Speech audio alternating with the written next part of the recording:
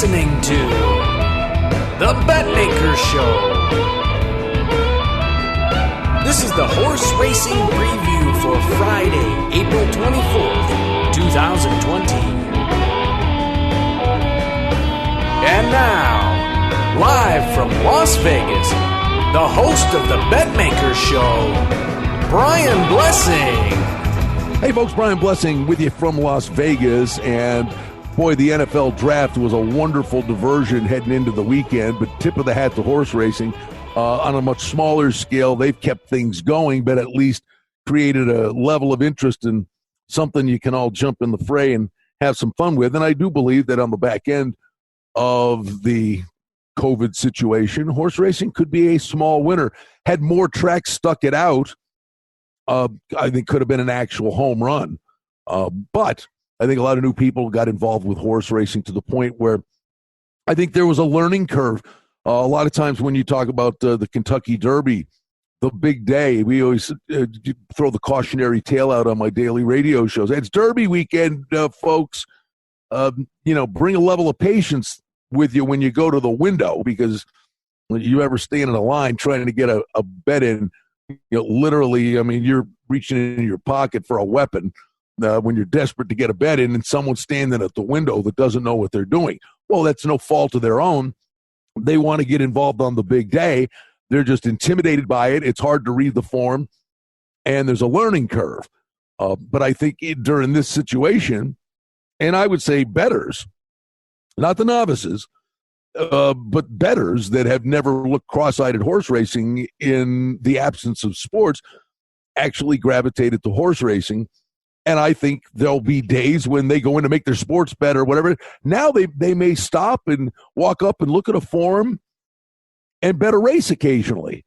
I really think that can happen, and horse racing could be a small winner down the road. So we'll see if that actually comes to fruition, but it's certainly food for thought. Now at Oaklawn Park, they've been staging some big races. Last week we had the Apple Blossom in this space where we broke down the race, and knock on wood, hey, we had the winner. We had CC, was an incredible race. Boy, that was a terrific race. Victor Espinosa with the winning ride, won by literally 2 inches, and it was great fun. And they've got 2 more big races on Saturday. They're in-house stakes. So we're not talking, well, actually, we'll get to it, that there are some graded stakes horses running in these in-house stakes at Oaklawn, simply because there are only a handful of races that kind of suit the conditions for quality horses. So there are horses that are shipping into Oaklawn and running for decent money. And we'll go to race 9. This is a 6-furlong sprint. It's called the Bachelor. It's a $100,000 race. And again, as is the case with any race, your starting point is to try to envision a pace scenario. Well, I got news for you. The one thing we're going to get here is a bunch of quick horses that could set it up for a closer. I mean, you go to the far outside, the number 9 is Long Weekend. Joe Talamo has the mount, who, by the way, was aboard Whitmore, who won the big sprint race last week from off the pace. Whitmore is one of my favorite horses. Had a Derby future on him a few years back. Turned into one of the best sprinters on the planet, but not necessarily, getting a route of ground. And this is a really good 3-year-old, son of majestic perfection. Tom Amos is the trainer. And, what's really interesting here, only 4 races, lightly raced. And what you got to be impressed with in these 4 races, maiden race, first out of the gate to wire, winner at Churchill Downs. Goes to Saratoga, the Saratoga Special. That's a big summer race for 2-year-olds. Spit the bit. Well, you know what? Better horses than Long Weekend have gone to Saratoga and spit the bet. It's the graveyard of favorites. But then the horse comes back and it goes to Sam Houston. It's not the biggest circuit there is, but fires an 89 buyer, wins by 6 lengths in a field of 7. But then comes to Oaklawn Park and runs 109-3, gets to the lead and is drawn off at the end. Wins by 4 3/4. So clearly, this is a horse with a lot of upside. And I think it's going to be really, really tough. Now, I think you look And you'll see other speed in here, and that's 8 Rings and Joel Rosario for Bob Baffert. Now, this one's going to take a truckload of dough. All right? A debut at Del Mar as a 2-year-old, 94 buyer by 6 1/4. Then went to the Del Mar Futurity, and bad break was out of it. Then went to Santa Anita in the Grade 1 American Faro at a route of ground and gate to wire. Then ran in the Breeders' Cup Juvenile. And, the winner of the Breeders' Cup Juvenile is, in many years, if not most years, ends up being the Kentucky Derby favorite. Well, the thing that's really interesting about this horse is here we sit in the 3rd week of April, and this would be one you'd be saying could have ended up on the Derby trail. And we're trying to read between the lines here. What's Baffert doing with his horse? By the way, Baffert coming to Oaklawn, he's raced 9 horses. He sent 9 horses to the starting gate at Oaklawn. He's won 5 of the 9, 56% win ratio for Bob Baffert. This horse is going to take a boatload of dough. The one thing I would say is for 8 Rings, the first Saturday in May is not the Kentucky Derby this year. So what I'd be watching for is that if this 8 Rings could win this race for fun, and if he does, or even if he runs second, I don't know that I think this horse is really built to run long. It's a son of Empire Maker. This could be a horse that ends up on the Derby trail.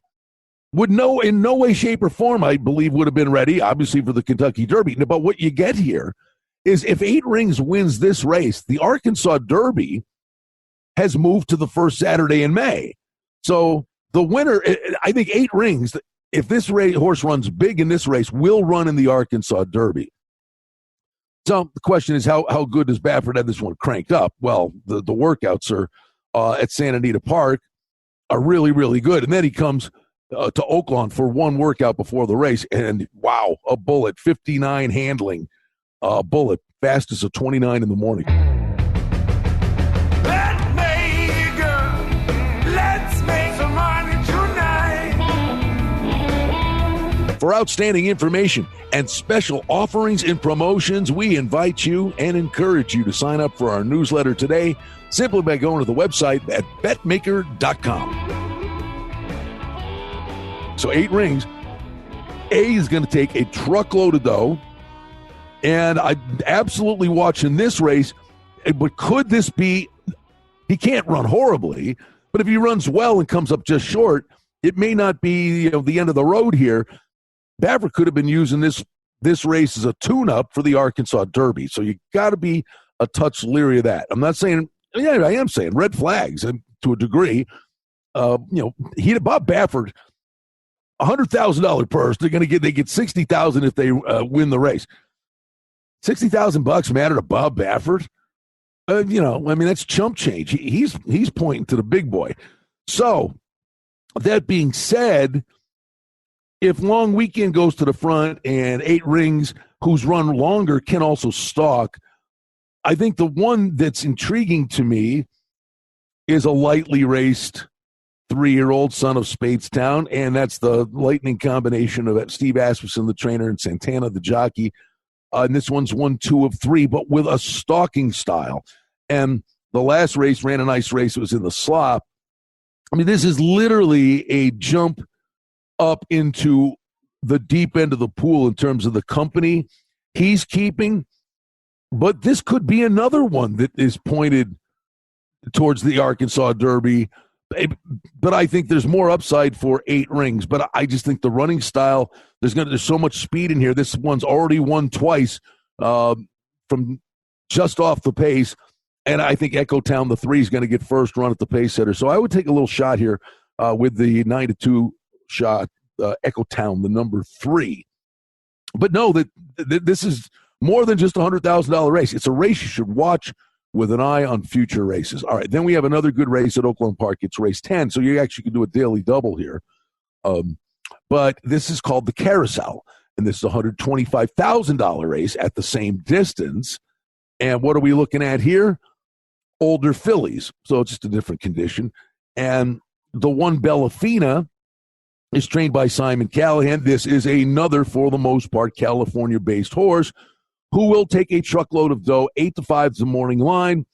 This is one that's been running in nothing but grade ones out west and was in the Breeders' Cup Filly and Mare Sprint at 7 furlongs and missed winning that prestigious event by 3/4 of a length, coming from off the pace.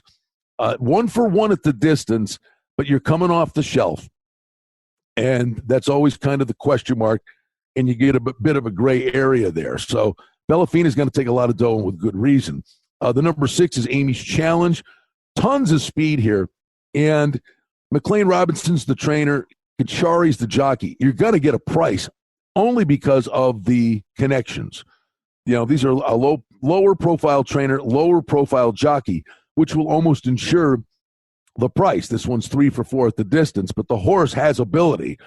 And some people, I think, will just get scared off by the jockey, and that might be a mistake. And the other one, the same combination that we talked about in the prior race, and that's Santana and Asmussen, love into mischief runners. And this one's a touch older. This is a 5-year-old mare, 9-2, and one that literally always has enough tactical speed and versatility to get in position to stage a run, but the preferred style is to sit from just off the pace. Now, if Bellafina, Bellafina comes from off the pace. If there's a speed duel, and there's loads of speed in here, tons of speed, the only caveat is if one of these runners gets loose on the front end and gets really brave, then a runner like this is up against it. But I just think there are so many quick horses in here. And I think, especially from the outside post, and thankfully, it's different being in the 8-hole, far outside, as opposed to being in the 12-hole in a full field. And I think Santana has this one literally sitting in the pocket, turning for home. And she's going to get first run at the pace setters. 6 wins, 12 starts at the distance, 6 wins, 4 runner-up finishes. You know, that tells you you're going to get a run for your money here. So I think this one's a consistent runner. I think the price is right at 9-2. And, you know, Bellafina can be a monster. There's no getting around that. But I think there are question marks, you know, coming off the long layoff. So we'll take a shot on the far outside. Again, you're trying to paint that picture, the pace scenario in your head. There's speed, and it should set it up for the run of the 8 Mia Mischief. 2 really fun sprint races late in the day on Saturday at Oaklawn Park. And again, because of the situation, the circumstances we're in, quality horses are shipping in to run here, and they're going to put on a show for us. There's only a handful of tracks going, and these are pretty much the 2 marquee races of the weekend, and just a little way to dive in and have a peek at it. Hope you have some fun with it. It's always fun talking horses with you. Brian Blessing coming to you from Las Vegas. Let's make some money tonight. Well, that's the Betmaker Show for now. We publish multiple times each week. We'd like to thank you for listening, and if you liked what you heard, please take a moment to leave a rating and review, or subscribe to our show feed, or share our show with a friend or two and help us grow the show. We very much appreciate it. Visit us on the web at betmaker.com. And reminder to sign up for the newsletter. Thanks to our engineer, Darren Vandermolen, and producer, Mike Gallivan. The Betmaker Show is a production of Cardinal Marketing Incorporated. Betmaker is a registered trademark. Any rebroadcast, reproduction, or other use of this content without the express written consent of Cardinal Marketing Incorporated is strictly prohibited. The handicapping and sports odds information contained on this podcast is for entertainment purposes only. Please confirm the wagering regulations in your jurisdiction, as they vary from state to state, province to province, and country to country. Using this information to contravene any law or statute is prohibited. The podcast is not associated with, nor is it endorsed by any professional or collegiate league, association, or team. This podcast does not target and is not intended for an audience under the age of 18. If you think that you have a gambling addiction, stop this podcast now and please seek help. Gambling and betting on sports is a form of entertainment and should be about having a good time. But when done excessively, it may negatively affect other areas of a person's life, such as their physical and mental health, school or work performance, finances, and or interpersonal relationships.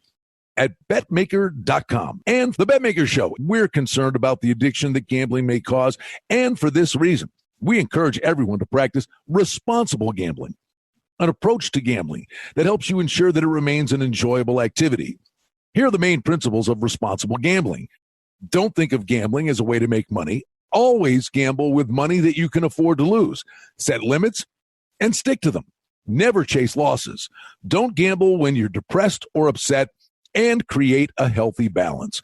Always be aware of how much time you spend gambling or thinking about gambling. And do not allow gambling to cause you to miss out on time with family and friends or time spent on other activities you enjoy. By following these guidelines, gambling can be a good time and great entertainment.